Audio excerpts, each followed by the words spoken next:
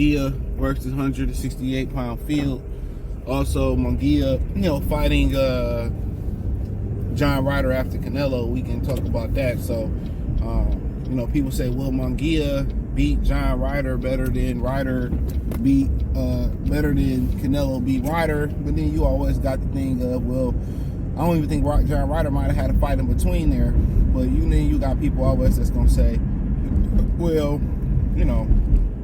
Canelo laid the blueprint. He beat him first. Now, Ryder was already knocked out before. I think he said he was kind of like weight drained or something like that.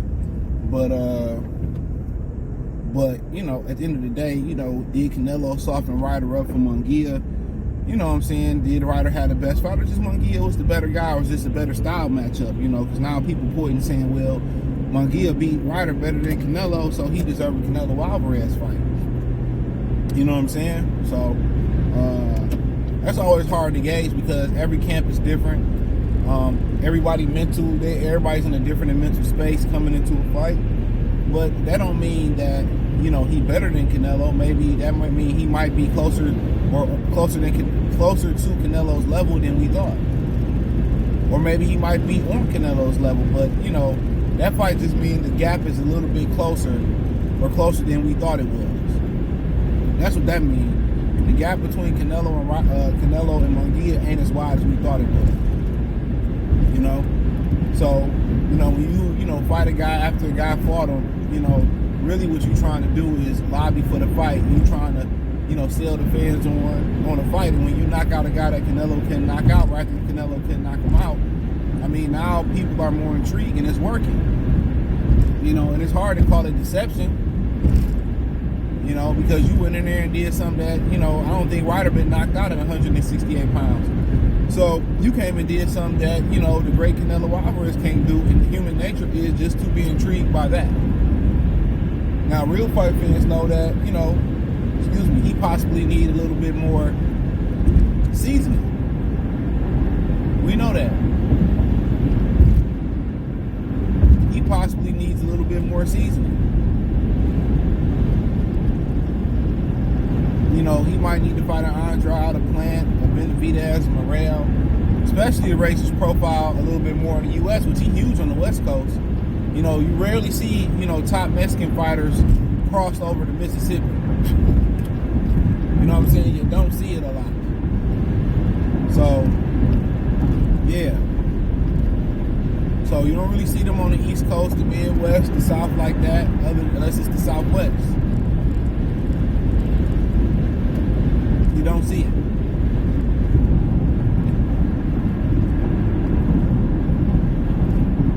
So, but nonetheless, I think it's still adequate. He's adequate competition for Canelo Alvarez. It's a name. People love names more than the quality of the fight. You look at a fight like Gary Cooney or Larry Holmes. Gary Cooney, he really ain't had to beat nobody. I think he beat, did he beat Kid Norton? But people love the names. People love the popularity. And that's when you start talking about designer clothes. You know what I'm saying? It's made of the same material that some of the dollar store clothes made in, but it's all about, what's popping, what's popular. It's really not necessarily the craftsmanship of it anymore. And, boxing and MMA, that's the same thing. Conor McGregor really wasn't as good as they made him seem out to be, but he was popular. He knew how to sell himself. He had a mouthpiece.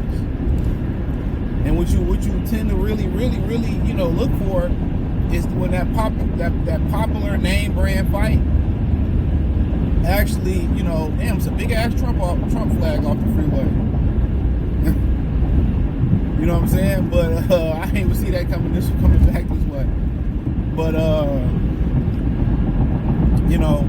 when you get the names and it turns out to be a great fight in the ring, that's the rarity. Most big fights fail to deliver. The fights that be delivering really be the fights that's not big. Better be at Anthony Yard, Ivan Barashnik, Jose Zepeda. You don't really anticipate that. You look at De La Hoya and Trinidad. It was a disappointment. They never did it again, despite the controversy, but had it been a fight, had it been a great fight in the ring, they would have had to do it again. Roberto Duran and Sugar Ray Leonard. It was a great competitive fight.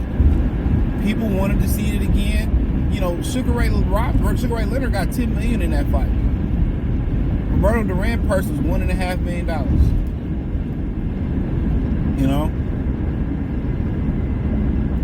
so when you get the names and they deliver in the ring, that's a rarity. Think about all the Mayweather pay-per-views. The one that actually, especially with Al, the one that actually lived up to the billing was the Cotto fight. The rest of them really wasn't, you know what? And it's a Shane fight. The Shane fight was pretty good, but the Cotto fight might have been his best pay-per-view. Not named probably Arturo Gotti, but the Cotto fight was more competitive. So once you get the names, oh, I get behind old slow people all day, bro. Come back to it. Once you get the names and the popularity, that's when it really get the popping. You know what I'm saying? But you know, to talk about Munguia, about 68 really ain't even that deep. You got a guy like Zach Parker, maybe he want to get in the ring with it. Zach Parker might have moved up. I could be wrong on that. Zach Parker, Andrade, I know he's trying to move down. Plant, Benavidez, Morel. It's already been rumors of him fighting Plant. If I ain't dropped that video, it'll be coming soon. You know, Morel, which really, you know, I don't think people want to take that risk right now. So it's guys like that that's still hanging around the division. Is Munguia a top 5 super middleweight off the beating John Ryder? Did y'all have John Ryder in the top 5? I mean, I don't know. You know, so I would say, you know, Benavidez, Canelo, Plant, no order. Morel, you know, he might be top 5. Yeah, he might be in the top 5. You know, he might be in the top 5. Y'all had Ryder in the top 5. He beat him. He should be there. I don't know who I'm forgetting off the rip. But I like to see him getting in there with a Plant, with a Morel. If Maul don't get Canelo, which it seemed like that's next. So I would like to see him get in the ring and toss it up with those type of dudes. I mean, I think those would be a really good fight for him. For sure. So I like to see him get in the ring, with those guys. So yeah, why not? Why not? Oh, not the train coming. Fuck. Should have turned when I had the chance to. I ain't never got caught by this train.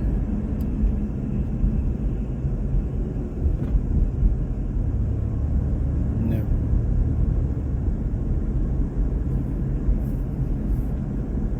But nonetheless, we here. You know, so yeah, I mean, just looking at it off the top, I say, yeah, he close to it now, one fight. But like I said, I'm gonna keep saying this. What upset me is you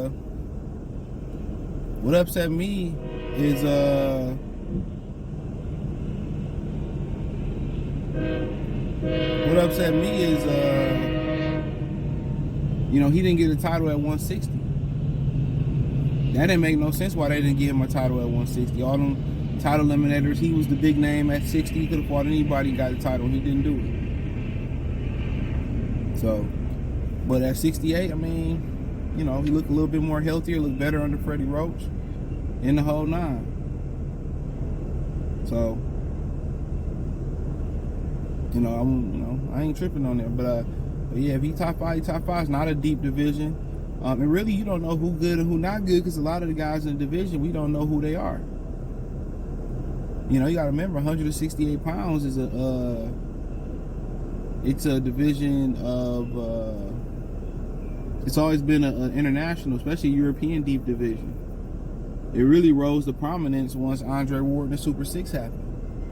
Then you had an American infusion into that division. But, I mean, I'm not sure he could beat those top guys at 168. Beating Ryder don't make me believe he could beat Caleb Plant. Not saying he can or can't. You know, I wouldn't favor him to beat Morale. I wouldn't favor him to beat Benavidez because I know more about those guys. I mean, I've seen those guys fight, and Munguia ain't been fighting the best competition, and those guys are a step or 2 or 3 above him. Not saying that he can't beat them. That's not what I'm saying at all. I'm not saying that he can't beat them. long ass train. But I'm not saying that he can't beat him. But my thing is, to my eye test, I think most of them guys beat him. But I need to see more of him at 168 pounds. You know, if he, you know, jump back in there and he get in there and he fight, you know, Canelo right away, well, we gonna see how good he is. We gonna see how good he is. But I think the majority of people, if they being honest, they gonna favor Canelo Alvarez. That's just what it is. I think, you know, all those guys I named might be favored over him. Maybe not Caleb Plant, but that's a good fight. That's a good fight. They was willing to throw him in the ring with Maul. But what happened, you know, Maul chose to fight Saluki. So, you know. But yeah, that's all I got. But you know, but let me know what y'all think he had at 168. But like I said, it's a lot of them guys there that I've never seen or never heard of. Don't forget, you got Danny Jacobs kind of hanging out there as well too. Edner Berlanga hanging out there as well too. I think he'd cream Jacobs and Edner Berlanga. So I heard they trying to set up Berlanga and Rosado after Berlanga next fight. I'm like, all right, it is what it is. But hey, man, let me know what you girls and guys think. Hit the link tree. Find me on Twitter, Instagram, Spotify, Anchor, Cash App, Venmo, PayPal, Apple Podcasts, Google Podcasts, the whole nine. Link tree, the first link in the description. Want to donate? Cash App, $ CJ Good 313, Venmo CJ Good 313, PayPal link in the description. Appreciate the love and support.